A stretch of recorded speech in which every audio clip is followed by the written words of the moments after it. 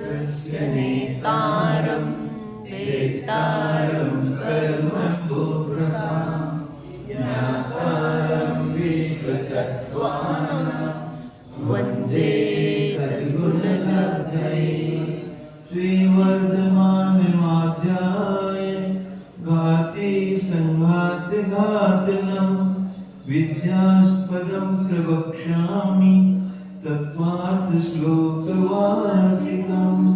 पंचमी श्री भगवान की देवादिदेव गजानन श्री आदिनाथ भगवान की परम पूज्य आचार्य श्री उमा स्वामी जी महाराज की परम पूज्य आचार्य श्री विद्यानंद स्वामी जी महाराज की परम पूज्य आचार्य श्री शांति सागर जी महाराज की परम पूज्य आचार्य श्री सन्मति सागर जी महाराज की परम पूज्य आचार्य श्री अभिनंदन सागर जी महाराज की परम पूज्य आचार्य गुरुदेव सुंदर सागर जी महाराज की गुरुदेव समंत भद्र स्वामी की परम पूज्य आचार्य श्री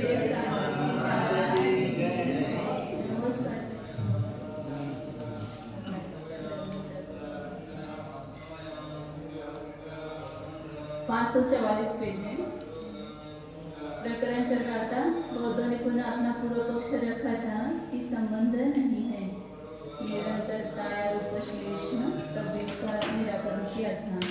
आचार्य ने उससे सिद्ध किया कि कथनचित मानते हैं तो वहाँ पर संबंध घटित होता है। रूपश्लेष जो है उसको भी संबंध कहा, और संबंध जो है वो प्रत्याशक्ति द्रव्य का क्षेत्र काल भाव प्रत्याशक्ति को ही संबंध कहा है, ये सिद्ध किया था। अब आगे ऊपर अब आगे और खुल एतेन प्राप्ति आदि रूपम नैरन्तर्यं रूपश्लेषः इति अपि स्वीकृतम्। तस्य अपि कथंचित् तादात्म्य अनतिक्रमात्। आचार्य कह रहे हैं इससे ही एतेन ऊपर जो स्वीकार किया, किसी अंश से तादात्म्य किसी अंश से अतादात्म्य, तो दो संबंधियों में संबंध बनता है, ये सिद्ध किया था। तो इसी से प्राप्ति आदि रूप जो निरंतरता है, बिना अंतर का अभाव, दोनों एक जगह होना, अंतर का अभाव होना, ये रूपश्लेष है, ऐसा भी स्वीकार किया गया है। तस्यापि क्योंकि उसके भी कथनचित तादात्म्य अनतिक्रमण, वो जो रूपश्लेष है उसने कदाचित तादात्म्य का उल्लंघन नहीं किया है, और कथनचित तादात्म्यपना है उसमें। ततः स्वस्वभाव व्यवस्थितेः प्रकृति विभिन्नानाम् अर्थानां न संबंधः तात्विकः इति अयुक्तम्। ततः ये तेषां संबंध सिद्धेः। इसलिए स्वस्वभाव व्यवस्थितेः, अपने अपने स्वभाव में व्यवस्थित होने से जो प्रकृति विभिन्नानाम् अर्थानां, स्वभाव से भिन्न भिन्न जो पदार्थ है उनका न संबंध, उनका संबंध नहीं है, तात्विक संबंध नहीं है, वास्तविक कोई संबंध नहीं है, ऐसा जो कहा वह अयुक्तम, वह युक्त नहीं है, अयुक्त ही है। क्योंकि ततएव तेषां संबंध सिद्ध है, उसी से ही उनके संबंध की सिद्धि होती है। जो स्वभाव से भिन्न पदार्थों में संबंध नहीं है ऐसा आपने कहा, उसी से उनमें संबंध सिद्ध होता है, क्योंकि संबंध हुए बिना तो संबंध का निषेध भी नहीं हो सकता है। स्वस्वभावे हि भावानां प्रतीयमानः कथंचित् प्रत्यासक्तिः विप्रकर्षः च सर्वथा तत् अप्रतीतेः तेन च अवस्थितिः कथं संबंध अभावे एकांतं साध्य। संबंध एकांतवत् स्वस्वभाव ही भावना, पदार्थों का जो अपना अपना स्वभाव है वो प्रतीयमान प्रतीति में आ रहा है, प्रत्येक का अपना अपना स्वभाव प्रतीति में आ रहा है। वो कथनचित प्रत्याशक्ति, अब दो स्वभाव समान होते तो क्या बोलते हैं, दोनों की निकटता है, ये दोनों समान है ऐसा। तो कथनचित उसमें क्या है, प्रत्याशक्ति में निकटता, या इसके समान ये नहीं है, तो विप्रकर्ष मतलब दूर, उससे वो दूर है। सर्वथा तद अप्रतीते हैं। उस प्रकार की सर्वथा सर्व प्रकार से उसकी प्रतीति नहीं होने से तेन च अवस्थिति, उससे उसके संबंध की अवस्थिति होती है। प्रथम संबंध अभाव एकांतम साधेंगे, उसके संबंध के अभाव के एकांत को, मतलब सर्वथा संबंध नहीं है। मतलब अनेक पदार्थों का जो अपना अपना स्वभाव है, प्रकृति में आ रहा है, और उसी से कथनचित उसकी दो द्रव्यों की निकटता है, उसका दूरपना जाना जाता है। सर्वथा उसकी प्रतीति नहीं होती, कथनचित उसकी प्रतीति होती होने से उसके संबंध के अभाव के एकांत को कैसे सिद्ध करेगी? संबंध का अभाव सिद्ध, जैसे संबंध एकांतवत, सर्वथा संबंध के एकांत, जैसे सर्वथा संबंध नहीं है वैसे सर्वथा संबंध का अभाव भी नहीं है। दो पदार्थों का संबंध का एकांत संबंध है ही ऐसा बोलेंगे तो भी वो एकांत हो जाएगा। सर्वथा संबंध नहीं, व्यवहार से उसको संबंध माना जाता है। ऐसे सर्वथा संबंध का अभाव कहेंगे तो ऐसा एकांत भी नहीं, तो कथनचित संबंध है और कथनचित संबंध नहीं है। इस प्रकार उसके बारे में अनेकांत मानना चाहिए। इस कथन से हमने आप बुद्धों का कहा गया प्राप्ति आदि स्वरूप निरंतरीय स्वरूप शेष है, यह भी अंगीकार कर लिया है, क्योंकि उस निरंतर का भी कथनचित तादात्म्य से अतिक्रमण नहीं हो पाता है। अर्थात जो ही आपका निरंतर्य है वही हमारा कथनचित तादात्म्य है। इस कारण प्रकृति अनुसार ही भिन्न हो रहे पदार्थों की अपने अपने स्वभाव में व्यवस्थिति होने के कारण उनका परस्पर में वास्तविक संबंध नहीं है, यह बौद्धों का कहना युक्त नहीं है। क्योंकि जिसी कारण से आप संबंध का निषेध करते हैं उसी कारण से उनका संबंध सिद्ध हो जाता है। देखिए, पदार्थों के अपने अपने स्वभाव प्रतीत हो रहे हैं तथा स्वभाव और स्वभाववानों का कथनचित निकटपना और दूरपना भी जाना जा रहा है। स्वभाव और स्वभाववान दो द्रव्यों का लेकर स्वभाव और स्वभाववान, कथनचित निकट है, कथनचित दूरपना भी जाना जा रहा है। हाँ, सर्वथा वह निकटवर्ती पर्याय के साथ निकटपना और दूरवर्ती पर्यायों के साथ दूरपना नहीं प्रतीत होता है। अर्थात जैन जन किसी भी संबंध को कथनचित स्वीकार करते हैं, सर्वथा नहीं। मित्रता नामक संबंध के साथ शत्रुता यानी प्रतियोगिता भी एक संबंध है। मित्रता जैसे संबंध है, शत्रुता भी संबंध है, से निकटपना जैसे संबंध है, दूरपना भी संबंध है। जिस समय देवदत्त के पास रुपया है उस समय उसका देवदत्त के साथ स्वस्वामी संबंध है। जिनदत्त के पास चले जाने पर जिनदत्त के पास उस रुपये का स्वस्वामी संबंध है। कथनचित संयोग, कथनचित समवाय, कथनचित तादात्म्य, कथनचित जन्य जनक भाव आदि सभी संबंधों में कथनचित लगा देना चाहिए, तभी ठीक नाता जुड़ सकेगा। सभी प्रकार के संबंध कथनचित हैं और जब निश्चय से देखेंगे तो किसी प्रकार का संबंध नहीं है एक पदार्थ का दूसरे पदार्थ के साथ। व्यवहार से देखेंगे तो ये सब जन्य जनक भाव, कार्यकारी भाव, सब संबंध प्रतीत होते हैं। जबकि इस स्वरूप से पदार्थों की स्थिति हो रही है, वह एकांत रूप से भला संबंध अभाव को कैसे साथ देगी? संबंध नहीं मानेंगे तो व्यवहार नहीं चलेगा ना। आप अपने घर में कैसे जाएंगे? उस घर का आपका भी संबंध है ना, इस पर्याय में उस पर्याय के स्वामित्वपन आपका ही है, दूसरे का नहीं है। तो ये सब संबंध ही नहीं मानेंगे तो व्यवहार कैसे चलेगा? आपकी पत्नी है, आप बोलेंगे मेरी पत्नी है, अब संबंध नहीं मानता आपकी पत्नी का क्या संबंध होगा? सभी व्यवहार मुक्त हो जाएगा ना। इसलिए जो व्यवहार में व्यवहार की अपेक्षा से माना गया है उसको स्वीकार करना ही चाहिए। अभी पैसे आपके हैं क्योंकि आपके स्वामी तो उसमें हो गए। निश्चय से जब विचार करेंगे, आपने शुद्ध स्वरूप का विचार करेंगे तो वहां पर उसका कुछ भी संबंध नहीं।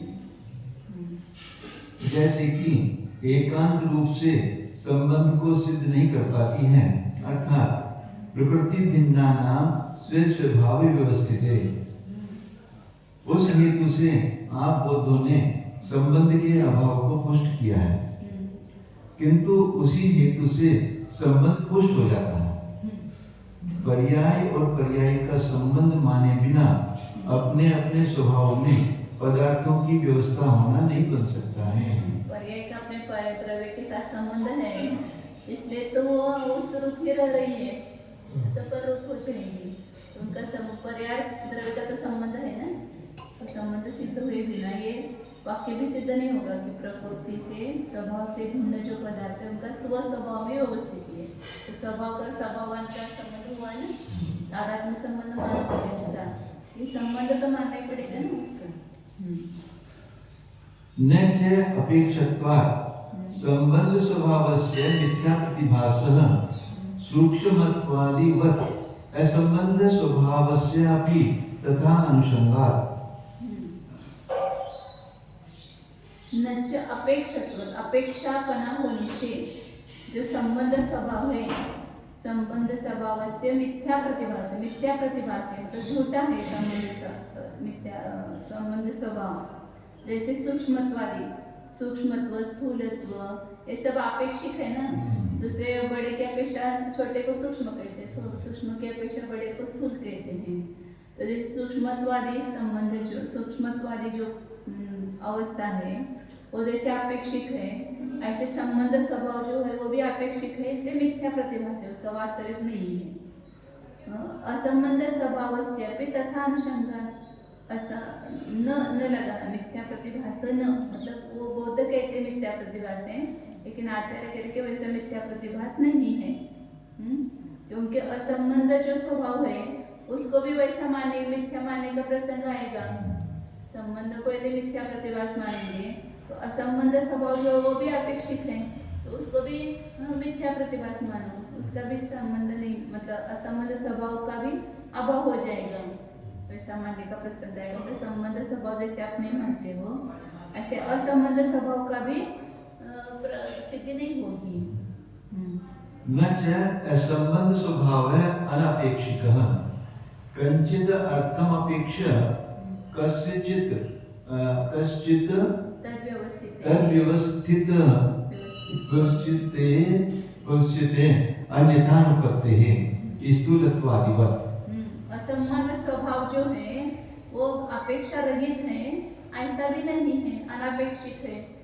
असंबंध इसका इसके साथ कुछ संबंध नहीं है, तो वहाँ पर भी एक पदार्थ के दूसरे पदार्थ से अपेक्षा गई ना, इसका इसके साथ कुछ संबंध नहीं। आपने कहा संबंध स्वभाव सिद्ध करने के लिए भी कथनचित पदार्थ की अपेक्षा आ ही गई वहाँ पर, तो असंबंध स्वभाव भी अनापेक्षित है, मतलब अपेक्षा रहित ऐसा नहीं। किसी पदार्थ की अपेक्षा करके किसी के उस असंबंध स्वभाव की व्यवस्थिति करते हैं, अन्यथा अनुपत्ति हैं, दूसरे पदार्थ की अपेक्षा नहीं लेंगे तो इसका इसके साथ संबंध नहीं है, ऐसा कैसे कहेंगे? उसकी अपेक्षा लेकर ही कहते हैं। जैसे स्थूलत्वादि, ये स्थूल है, ये कैसे कहेंगे? दूसरे की अपेक्षा लेकर ही तो कहते नहीं स्थूल है, इससे बड़ा है, ये दूसरे की अपेक्षा लेकर ही कहते हैं। प्रत्यक्ष बुद्धौ प्रतिभासमानः अनपेक्षिकः एव तत्पृष्ठभाविना तु विकल्पेन अध्यवसीयमानः यथा आपेक्षिकः तथा वास्तवः भवति इति चेत् संबंध स्वभावे अपि समानम्। प्रत्यक्ष बुद्धौ प्रतिभासमानः, प्रत्यक्ष बुद्धि में प्रतिभासित होने वाला जो है वो अपेक्षा रहित ही है। प्रत्यक्ष बुद्धि में जो असंबंध प्रतिभासित होता है वो किसी की अपेक्षा नहीं रखता है, लेकिन उसके बाद में होने वाला जो विकल्प है उसके द्वारा जब बोध कहता है सर, उसके द्वारा जो जाना जा रहा है वो जैसे अपेक्षित है तथा वास्तव बहुत ही, तो वास्तविक होगा ऐसा कहेंगे। तो इसी चेत संबंध स्वभाव भी समान, ये बात हम संबंध स्वभाव में भी कह सकते हैं, नहीं लेना लेके प्रत्यक्ष बुद्धो प्रतिभासमान अनापेक्षिक एव। बौद्ध कहता है प्रत्यक्ष बुद्धि में प्रतिभासित होने वाला जो असंबंध स्वभाव है वो तो अपेक्षा रहित ही है, लेकिन तत्पृष्ठभावी न तो विकल्पेन अध्यवसीयमान, उसके बाद में जो विकल्प उत्पन्न होता है प्रत्यक्ष के बाद में, वो विकल्प उसके द्वारा जाना जा रहा है, वो जैसा अपेक्षित है यथापेक्षिक तथा वास्तव होते वैसे वो वास्तविक होता है, ऐसा कहेंगे। तो आचार्य कह रहे कि ये बात संबंध स्वभाव के बारे में भी समान है। तो प्रत्यक्ष बुद्धि में प्रतिभासित होने वाला जो संबंध स्वभाव है वो अनपेक्षिक ही है, ऐसा वहां पर भी कह सकते हैं। और विकल्प के द्वारा यदि प्रतिभासित होता है वह वास्तविक नहीं है, ऐसा मुझे लग रहा है कि वास्तविक नहीं ऐसा चाहिए। तथा यथा अपेक्षित तत्व वास्तव भवति, ये तो कोई कह रहा है ना, बोध कह रहा है, बोध कह रहा है। तो वो तो वास्तविक नहीं मानना चाहता है संबंध स्वभाव को, असंबंध स्वभाव को, असंबंध स्वभाव से वास्तविक कहना।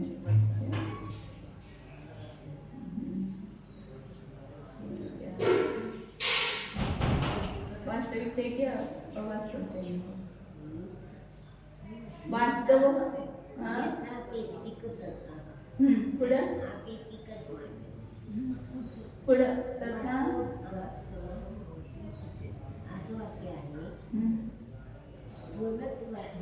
प्रत्यक्ष बुद्ध प्रतिभासमान अनापेक्षित तत्पृष्ठभावी न तो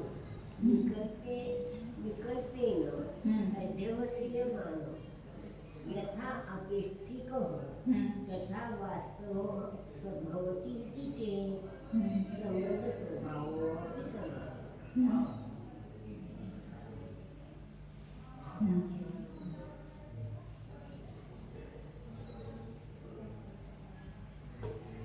प्रत्यक्ष बुद्धि में प्रतिभासित होने वाला कौन? असंबंध स्वभाव लगाना पड़ेगा, असंबंध स्वभाव।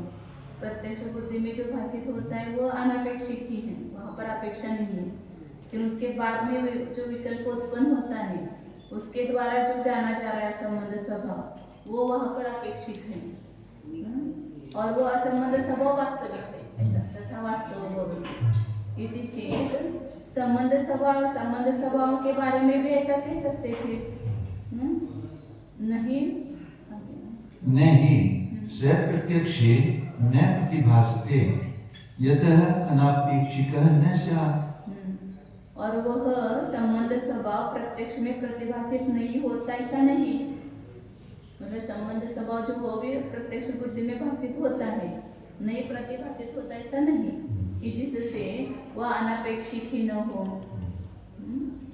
मतलब प्रत्यक्ष बुद्धि में भाषित होता है वो तो अनापेक्षिक है, वहाँ पर भी मानो संबंध स्वभाव, और विकल्प के द्वारा मान रहे वो अपेक्षिक है। तो वैसे संबंध स्वभाव के बारे में जैसे मानते हैं ऐसे संबंध स्वभाव के बारे में भी कह सकते हैं। बौद्ध कहते हैं कि जैसे सूक्ष्मत्व, ह्रस्वत्व आदि धर्म अपेक्षा से उत्पन्न होने के कारण झूठे हैं, उसी के समय अपेक्षा जन्म होने से संबंध स्वभाव का झूठा प्रतिभास हो रहा है। अर्थात आमले की अपेक्षा बेर छोटा है और बेर की अपेक्षा फालसा छोटा है। फालसा क्या होता है? एक छोटा छोटा फल आता है, बहुत लाल लाल होता है। हाँ बिल्कुल, छोटा छोटा जामुनी हाँ उधर बोलता है जल्दी। बेर की अपेक्षा फालसा छोटा है।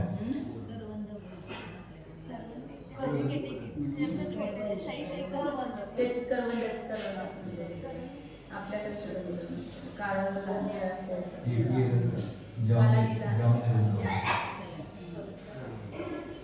यह छोटापन कोई वस्तुभूत पदार्थ नहीं है। वस्तुभूत होने पर तो परिवर्तन यानी बदलना नहीं होना चाहिए था, किंतु छोटा भी दूसरे की अपेक्षा उसी समय बड़ा हो रहा है। ऐसे ही गुरु शिष्य संबंध स्वस्वामी संबंध भी अपेक्षा से ही है।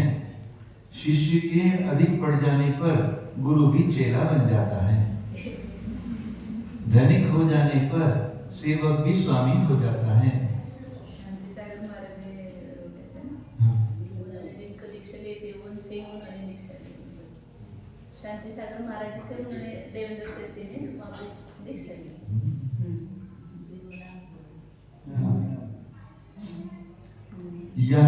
कि स्वयं अपना पुत्र आप हो जाता है। लोक में एक व्यक्ति के साथ मामा, साला आदि कई संबंध हो जाते हैं, अतः ये नाते सब झूठे हैं। अब आचार्य उत्तर कहते हैं कि यह नहीं समझना। यूं तो पदार्थों के असंबंध स्वभाव को इस प्रकार झूठे जानने का प्रसंग होगा।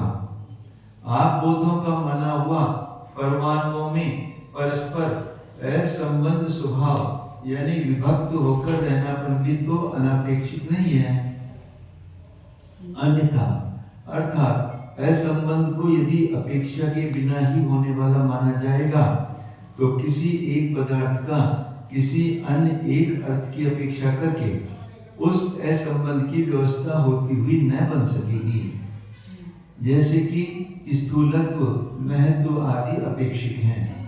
भाव आंवले से बिल्व बड़ा है, बिल्व से नारियल बड़ा है, नारियल से पेठा बड़ा है। यह बड़ापन जैसे अपेक्षित है, वैसे ही कूट चारित्र वाला पुत्र पिता से न्यारा है। कवाळ कवाळ त्याला पेटा म्हणतात. आग्र्याचं पेटा. आपल्या इकडे पेटा कवाळ जाते तिकडे त्याला ते पेटा म्हणतात. इतने बड़े बड़े एवढे ते घरात पालतात असं शुभ म्हणून. खाने का भी आता है, भाजी का भी आता है। सब वहाँ पर है ना कर्नाटक में दीपावली के निर्वाण महोत्सव में वो चढ़ाते हैं। हम गए थे उमचा में एक बार। उमच हम जब यात्रा करते हुए गए थे और उस समय निर्वाण महोत्सव था और सबके हाथ में वो कवड़ थी।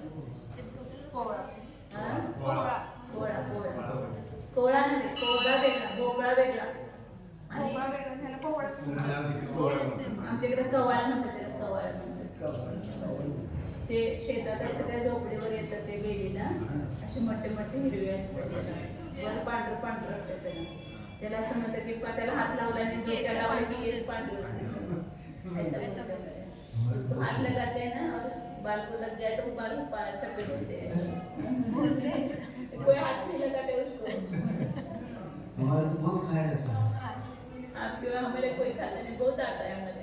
शादी में उसके बिना पेठा तो वही होता है. पेठा बनाते ना उसका. अब शादी ब्याह में जो ते पिवळं सांगा लगते नहीं. हाँ पीला होता है वो. नहीं पीला नहीं, सफेद होता है अंदर से. अंदर से देखते तो मिठाई बनती है. मिठाई बनती है आगरे की पेठा. हाँ, वो वाला. तो येलो वाला अलग. चलो आगे. नारियल से पेठा बड़ा है. हाँ हाँ. देवदत्त जाति से पृथकभूत है. एक परमाणु को दूसरे परमाणु से कोई संबंध नहीं है. ये असंबंध भी झूठे बन बैठेंगे, किंतु ये सब वस्तु के परिणामों पर अवलंबित हैं. यावन्ति कार्याणि तावन्तः प्रत्येकं वस्तु स्वभावः. संबंध या असंबंध कूटस्थ नित्य नहीं है, किंतु परिणाम के अनुसार बदलते रहते हैं. स्वामी के कार्य करने पर ही सेवक स्वामीपन पाता है. ऐसे ही पृथक भाव भी परिणामों पर टिका हुआ है, कोई झूठी अपेक्षा से नहीं है. इस पर बौद्ध यदि यूं कहें कि प्रत्यक्ष ज्ञान में विशुद्ध रूप से जाना जा रहा असंबंध तो अनपेक्षित ही है. हाँ, उसके पीछे होने वाले झूठे विकल्प ज्ञान करके तो निर्णीत किया गया होकर जिस प्रकार अपेक्षित है, इस प्रकार अवस्तुभूत भी है.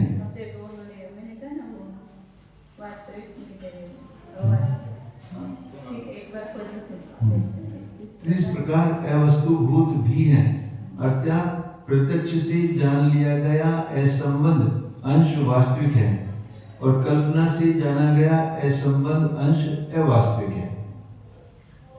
संबंध तो कथमपि वस्तुभूत नहीं. ग्रंथकार कहते हैं कि ऐसा कहने पर तो वस्तु के संबंध स्वभाव में भी समान रूप से यही कथन लागू हो जाता है. वह संबंध प्रत्यक्ष ज्ञान में नहीं प्रतिभासता है, यह न कहना, जिससे कि अनापेक्षित न हो सके. यानी प्रत्यक्ष ज्ञान से जाना जा रहा और नहीं अपेक्षा रखता हुआ संबंध भी वस्तुभूत है. वस्तुभूत असंबंध की अपेक्षा भाव स्वरूप संबंध बलवत्तर होकर वास्तविक है। दूसरी बात यह कि आपेक्षिक पदार्थ सब झूठे ही थोड़े होते हैं। समीचीन अपेक्षा से तो आरोपे गए सब पदार्थ सत्यार्थ हैं। वो इसलिए मुझे वो मैं अटके थे वहाँ पर, तो तथा अवास्तव ऐसा चाहिए क्या, ऐसा विकर्ण चिन्ह यहाँ पर तो उन्होंने अर्थ करते समय अपेक्षित अवास्तविक कर दिया। तत्पृष्ठभाविना विकल्पेन अध्यवसीयमानः यथा अपेक्षित तथा अवास्तव भवति, ऐसा वो उन्होंने अर्थ किया है।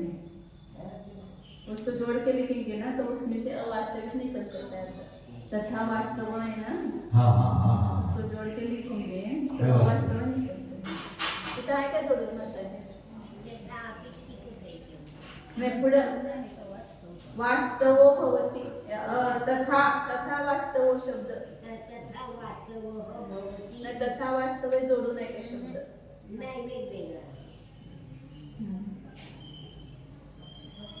आणि प्रत्यक्ष बुद्धि में जो प्रतिभासित होता है वो वास्तविक होता है, उसके बाद विकल्प से जो जाना गया है वो अपेक्षित भी है और अवास्तविक है।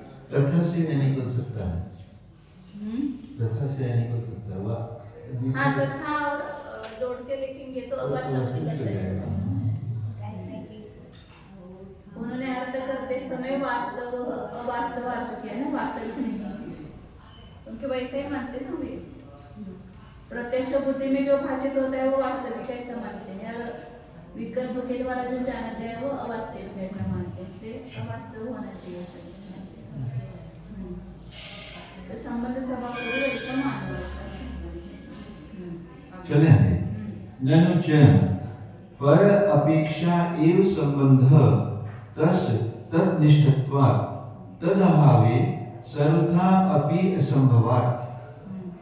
अब बोध कह रहा पुनः कि जो दूसरों की अपेक्षा है वही संबंध है, क्योंकि संबंध उस पर की अपेक्षा से रहता है, मतलब तनिष्ठपना है उसका। बिना पर की अपेक्षा के संबंध नहीं बन सकता है। और तद अभावे सर्वथा भी असंभवात्, और यदि पर की अपेक्षा ही नहीं है तो सर्वथा संबंध नहीं है, उसका अभाव ही है संबंध का। इसे पर की अपेक्षा ही संबंध है, ऐसा उत्तर है। पर अपेक्षमानः भाव स्वयं असन वा अपेक्षते सन वा। पर की अपेक्षा करने वाला जो भाव है वो स्वयं असत है कि असत है, ऐसे दो प्रश्न किया जाए। असन वा अपेक्षते सन वा, नाही त्याच्यामध्ये दुसरं काय त्रास असेल असत्वात नको ते स्वयं असत वा अपेक्षते सन वा, असं दोन पक्ष करायचे। जो दुसऱ्याची अपेक्षा करणारा भाव आहे तो दुसऱ्याची अपेक्षा असत आहे स्वयं की सत आहे। मी दुसऱ्याची अपेक्षा करतो तर मी सत आहे की असत आहे, असा दो प्रश्न करायचे।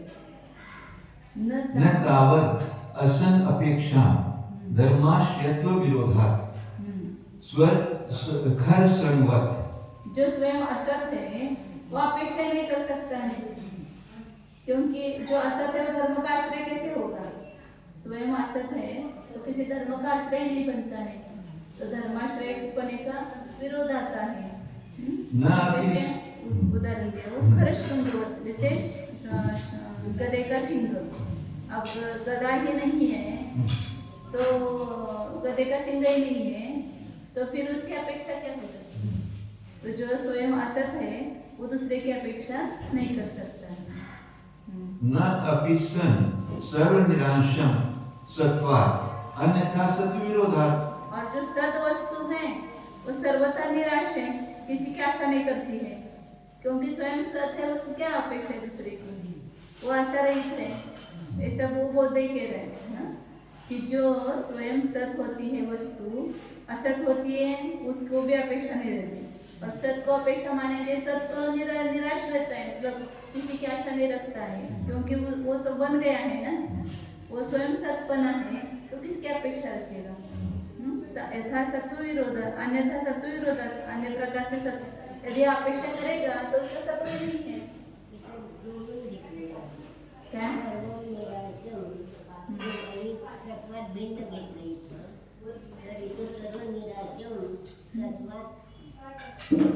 सत्वात अन्यथा जोडलेलं आहे. जोडलेलं नको त्यांना. नको लिहितच पाहिजे. सत मांडले सर्वथा, तर सत वस्तू जी असते ती निराश असते, सर्वापासून निराश आहे, तिला कशाची आशा नाही. कारण ती सतपणा असते, त्याच्यामध्ये सतपणा आहे, तर त्याला दुसऱ्याची अपेक्षा कशी राहणार. माझ्याजवळ सगळं आहे तर मी कुणाची अपेक्षाच करणार नाही ना दुसऱ्याची. अन्यथा नाही तर सतपणाच राहणार नाही त्याच्या ठिकाणी. जर त्याला काही अपेक्षा आहे तर त्याच्यामध्ये सतपणाच नाही, सतपणाचाच विरोध येईल, असं तो बौद्धच मानवलेला सगळं. कथंचित सन असन अपेक्षण इति अयमपि पक्ष न श्रेयान् पक्ष द्वय दोषात् अनतिक्रमात्। और जो कथंचित सत या असत है उसकी अपेक्षा करके है ऐसा कहेंगे तो यह पक्ष भी श्रेयस्कर नहीं है। वो वस्तु स्वयं सत और कथंचित अपेक्षा असत है, आप जैसे वो जैन मानते हैं वैसा कहेंगे तो वह पक्ष भी वास्तविक मतलब हितकर नहीं है, क्योंकि उसमें दोनों पक्ष में दिए गए दोष आएंगे, दोनों पक्षों के दोषों का उल्लंघन नहीं करते, क्योंकि सत पक्ष में और असत पक्ष में जो दोष दिए हैं वो दोनों भी दोष उसमें आ जाएंगे। न च एकः अर्थः सन असंच किंचित रूपेण संभवति विरोधात्, अन्यथा अतीत अनागत आदि अशेषात्मकः वर्तमान अर्थः स्यात् इति न क्वचित् सत असत व्यवस्था संकर व्यतिकर आपत्तेः। अब वो बौद्ध सिद्ध कर रहा है ऐसा कोई एक पदार्थ नहीं है कि वो सत भी हो और असत भी हो।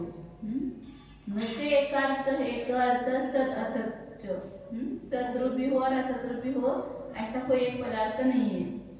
केनचित रूपेण संभवति, किसी भी रूप से वो संभव नहीं है, क्योंकि विरोधात है। जो वस्तु सत है वही असत कैसे होगी, जो असत है वही सत कैसे होगी, उसमें विरोध है, ऐसा वो कह रहे सब। अन्यथा नहीं तो क्या हो जाएगा फिर, जो पदार्थ है वो जैसे वर्तमान पर्याय रूप से रह रहा है वैसे भूतकालीन और अनागतकालीन सभी पर्याय रूप से रहेगा। यदि सत और असत दोनों है तो जो भूतकाल के पर्याय असत है उस रूप भी पदार्थ हो जाएगा असत है तो, या भविष्य काल के पर्याय उस रूप भी हो जाएगा। अतीत और अनागत आदि संपूर्ण स्वरूप वर्तमान पदार्थ होगा, ऐसा यदि सत असत मानेंगे तो। इति न क्वचित सद असत व्यवस्था, इसलिए कहीं पर भी सत और असत की व्यवस्था नहीं है। संकर व्यतिकर आपत्ति है, संकर और व्यतिकर दोष आने से इसमें दोनों प्रकार के दोष आते हैं, संकर दोष या व्यतिकर दोष आता है।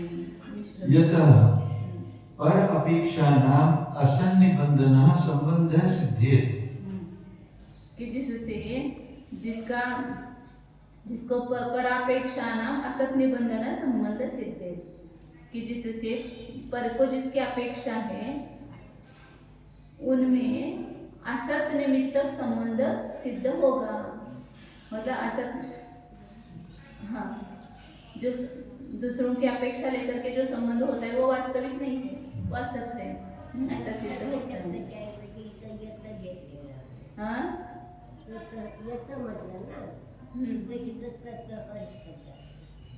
तत् पर अपेक्षा नाम असत निबंधन संबंध सिद्ध है।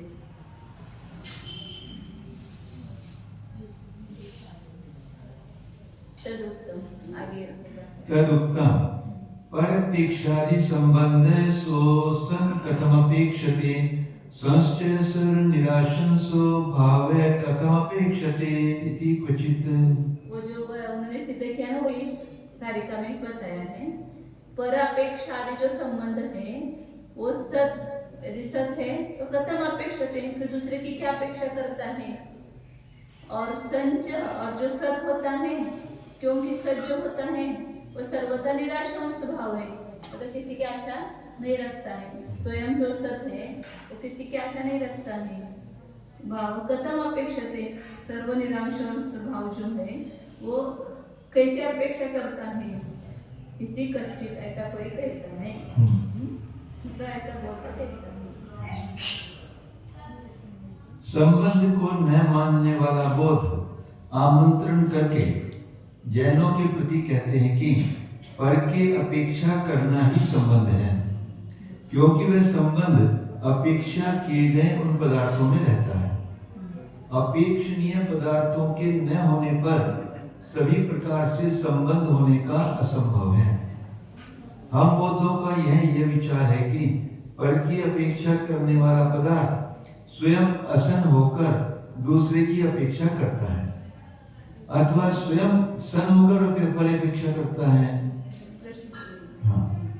प्रथम पक्ष के अनुसार घर विषान के समान असद्भूत पदार्थ तो पर की अपेक्षा नहीं कर सकता, क्योंकि अपेक्षा क्रिया रूप धर्म का आश्रय सद्भूत कर्ता होना चाहिए। सन देवदत्त घटम अपेक्षते, असत पदार्थ को घर्षण के समान अपेक्षा धर्म के आश्रयपन का विरोध है। जो देवदत्त है वो घट की अपेक्षा करेगा, जो है ही नहीं देवदत्त वो घट की क्या अपेक्षा करेगा। तथा दूसरे पक्ष के अनुसार सद्भूत पदार्थ भी पर की अपेक्षा नहीं रखता है, क्योंकि वह पूर्ण रूप से बन चुका है। सत पदार्थ तो सबकी आकांक्षाओं से रहित है। कृत कृत्य के समान उसको किसी की अपेक्षा नहीं। अन्यथा यानी सत को भी पर की अपेक्षा होने लगे तो उसके सद्भूतपन में विरोध आता है। अपूर्ण पदार्थ ही अपने शरीर को बनाने के लिए अन्य की अपेक्षा रखता है, परिपूर्ण नहीं। यदि जैन लोग कथनचित सत और कथनचित असत पदार्थ को अन्य की अपेक्षा रखने वाला माने तो यह पक्ष भी बढ़िया नहीं है, क्योंकि दोनों पक्ष में हुए दोषों का अतिक्रमण नहीं हो सकेगा। प्रत्येक पक्ष में जो दोष होते हैं वे उभय पक्ष में भी लागू हो जाते हैं। दूसरी बात यह है कि एक पदार्थ किसी रूप से सत हो और किसी दूसरे स्वरूप से असत हो, ऐसा नहीं संभवता है, क्योंकि विरोध है। अन्यथा वर्तमान काल का पदार्थ भी भूत, चिरतर भूत, भविष्यत और दूर भविष्यत आदि संपूर्ण अर्थ स्वरूप बन बैठेगा। इस प्रकार किसी भी पदार्थ में सत्पने और असत्पने की व्यवस्था न हो सकेगी। संकर और गति का दोष होने का भी प्रसंग होगा, जिससे कि जैनों के यहाँ दूसरों की अपेक्षा रखने वाले पदार्थ का असत को कारण मानकर होने वाला संबंध सिद्ध हो जाता, अर्थात परापेक्षा रूप संबंध सिद्ध नहीं हो पाता है। वही हमारे ग्रंथों में कहा है कि पर पदार्थों की अपेक्षा ही संबंध हो सकता है, किंतु वह अपेक्षक पदार्थ असद्भूत होकर कैसे दूसरों की अपेक्षा करता है। मर गया पुरुष जल को नहीं चाहता और पूर्ण अंगों से सद्भूत भाव तो संपूर्ण अपेक्षाओं से रहित है। वह भला दूसरे की अपेक्षा क्यों करने चला। इस प्रकार अपेक्षक कर्ता के समान अपेक्षणीय कर्म में भी सत और असत पक्ष लगाकर उसकी अपेक्षा होना नहीं घटित होता है। यहाँ तक कोई बोध कह रहा है। इस पर आचार्य महाराज कहते हैं कि सापि सर्वथा सत असत्वाभ्याम भावस्य पर अपेक्षाया विरोधम अप्रतिपद्यमानः कथम तां प्रतिषेध्यात्। सोपि मैंने वह बौद्ध भी सर्वथा सत असत्वाभ्याम, सत और असत्व से भावस्य परापेक्षा विरोधम अप्रतिपद्यमानः, पदार्थ की पर की अपेक्षा से विरोध को अप्रतिपद्यमान, विरोध को प्राप्त न करने वाला उसका प्रतिषेध कैसे करेगा। मतलब सत असत दोनों का निषेध कर रहा है ना। जो वो विरोध को समझता ही नहीं है तो निषेध कैसे करता। हाँ, तो उस सत्य असतपने से पदार्थों की पर की अपेक्षा करने के विरोध को जान रहा है, इसलिए तो उसका निषेध कर रहा है। तो बिना जाने उसका निषेध कैसे करेगा। और उसने विरोध को प्राप्त किया तो आगे बता रहे हैं। प्रतिपद्यमानः तु स्वयं प्रतिषेद्धुम् असमर्थ तस्य क्वचित् सिद्धेः अन्यथा विरोध अयोगात् कथं च अनिराकुर्वन् अपि परअपेक्षां सर्वत्र संबंधस्य अनापेक्षिकत्वं प्रत्यक्षित।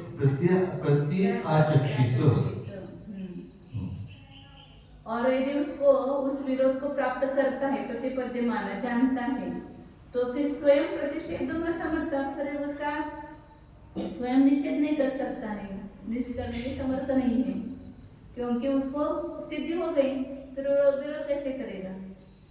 सर्वथा सत असत्वाभ्याम भावस्य परापेक्षया, जो सर्वथा सत है या सर्वथा असत है उसके द्वारा पदार्थ की परभाव की अपेक्षा में मानना विरोध है।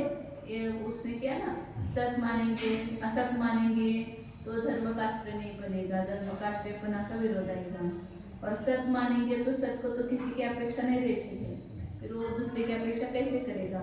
तो इन दोनों के द्वारा वो जान रहा है ना विरोध को।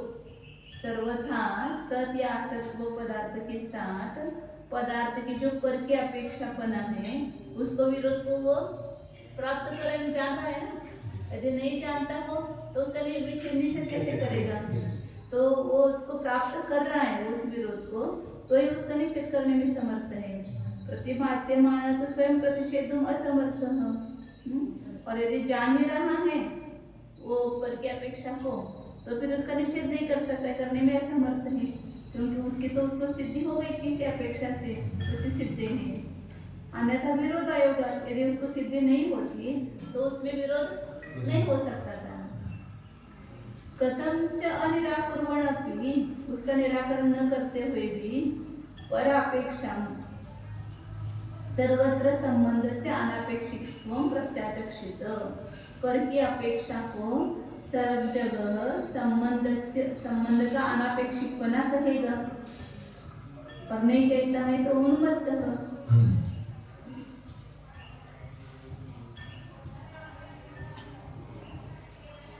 यदि उस विरोध को वो जानता है तो उसका निषेध करने में समर्थ नहीं होगा, क्योंकि वो उसको सिद्ध हो गया है, इसलिए उसका निषेध नहीं कर सकता है। और यदि नहीं तो विरोध ही आयोग होगा, और उसका निराकरण न करता हुआ भी परापेक्षा कथम सर्वत्र संबंध से अनापेक्षित्वं प्रत्याचक्षित, परापेक्षा को ही सर्वत्र संबंध का अनापेक्षितपना कैसे कहेगा। लास्ट का हिंदी पढ़ते उसको नहीं करता तो है। यह बोध भी सभी प्रकार सत्पने और असत्पने से पदार्थ को पर की अपेक्षा करने के विरोध को नहीं समझता हुआ कैसे उस पर अपेक्षा का निषेध करेगा। और सत असत्पने करके भाव का पर अपेक्षा के साथ विरोध को समझता हुआ बोध तो स्वयं निषेध करने के लिए समर्थ नहीं हो सकता है। जिसको पर की अपेक्षा है उसके विरोध को समझता हुआ बोध, हाँ मतलब उसको जान रहा है पर की अपेक्षा के साथ विरोध है, सत वस्तु या असत वस्तु का पर अपेक्षा के साथ विरोध है, ऐसा जान रहा है, तो स्वयं निषेध करने के लिए समर्थ नहीं है, क्योंकि कहीं न कहीं उस पर पदार्थ की अपेक्षा की सिद्धि हो चुकी है, अन्यथा विरोध होने का आयोग है। तथा पर अपेक्षा को नहीं निराकरण करता हुआ भी सर्व स्थलों में संबंध की अनापेक्षिकता का कैसे प्रत्याख्यान कर सकेगा। और बलात्कार से प्रत्याख्यान करेगा तो क्या वह उन्मत्त न समझा जाएगा। अर्थात विक्षिप्त पुरुष ही पर अपेक्षा को मानता हुआ अपेक्षा रखने का खंडन कर सकता है, अन्य नहीं। पर अपेक्षा कर भी रहा है और उसका खंडन भी कर रहा है तो उन्मत्त हो सकता है। ऐसे ये पर पदार्थ की अपेक्षा से उसका निषेध कर रहा है तो पहले प्राप्त करके तो निषेध करेगा ना। पहले उसको यदि विरोध को प्राप्त ही नहीं करेगा तो निषेध कैसे करेगा। तो कहीं ना कहीं उसने भी संबंध को जान लिया है, पर अपेक्षा के साथ सत्य असत वस्तु के संबंध को जानते हैं।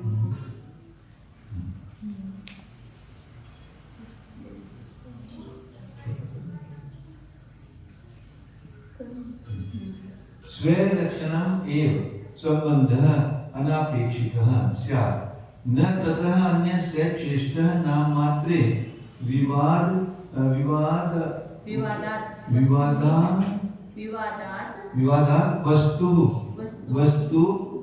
वस्तुनि अविवादात् इति चेत् कः पुनः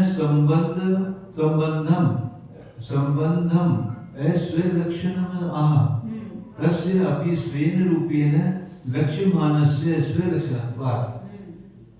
यदि बौद्ध कहता है कि स्वलक्षणम एवं संबंध अनापेक्षिक स्यात्, जो स्वलक्षण है ना वही वास्तव में निरपेक्ष संबंध है।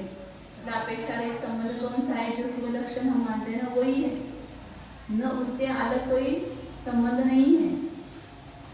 तद्न तथा अन्य सच इष्ट वह तो इष्ट है। नाम मात्र विवाद है, केवल नाम मात्र में आपके और हमारे में हम स्वलक्षण कह रहे हैं और आप संबंध कह रहे हैं। वास्तविक स्वलक्षण है वही संबंध है, दूसरा कोई संबंध नहीं है। ऐसा केवल नाम मात्र में विवाद होने से वस्तु ने अविवाद, वस्तु में विवाद नहीं है, वस्तु तो एक ही है, स्वलक्षण को या संबंध को।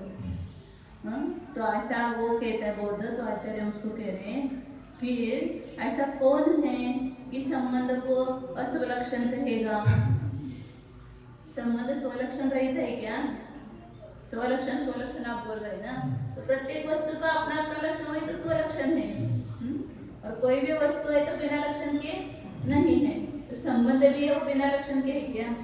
तो कौन कहेगा कि संबंध स्वलक्षण रहित है? तस्यापि उस संबंध का भी स्वेन रूपेण लक्ष्यमानस्य स्वलक्षणत्वात्, अपने स्वरूप से लक्षित किया जाने वाला वो संबंध वो भी स्वलक्षण सहित ही है, उसका भी संबंध का भी लक्षण है, स्वलक्षणपणा है उसमें भी। यदि बोध योग कहे कि स्वलक्षण तत्व ही नहीं अपेक्षा करता हुआ संबंध हो जाएगा, तत्व ही नहीं अपेक्षा करता हुआ संबंध हो जाएगा, नहीं अपेक्षा करता हुआ संबंध हो जाएगा, उससे भिन्न स्व स्वामी आदि कोई भी संबंध नहीं है, और वह स्वलक्षण रूप अनापेक्षिक संबंध हम बौद्धों को भी इष्ट है। हमारे और आप जैनों के माने गए पदार्थ का केवल नाम में ही विवाद है, वस्तु तत्व में विवाद नहीं है। इस प्रकार बौद्धों के कहने पर तो हम समझाते हैं कि कौन वादी विद्वान संबंध का स्वलक्षण नहीं कहता है, अर्थात कोई नहीं संबंध को ऐसे चाहिए।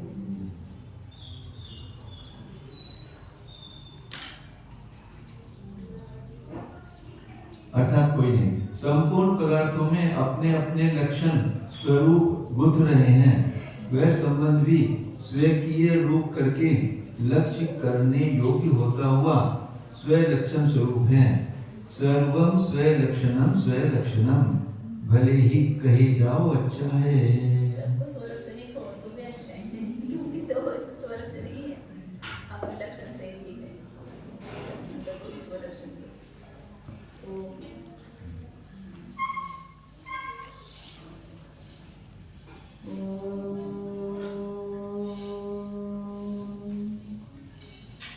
जानिए यह मैं शुद्ध चैतन्य जीव ही हूँ,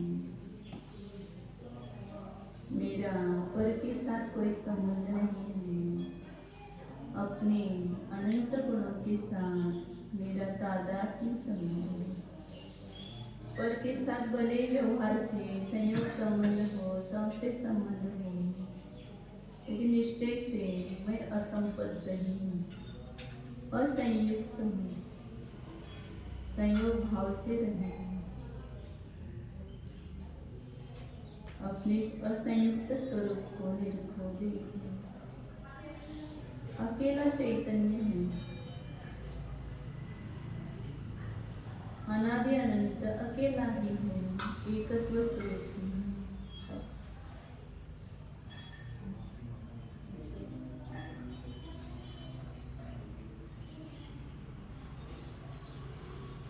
जहाँ संयोग है वहाँ वियोग नहीं, स्वभाव का कभी वियोग नहीं, अनादि अनंत स्वरूप वस्तु अपने स्वभाव के साथ तादात्म्य संबंध है। शुद्ध चैतन्य सत्ता स्वरूपो अखंड स्वरूपो निरपेक्ष स्वरूपो शुद्धोऽहम् एकोऽहम्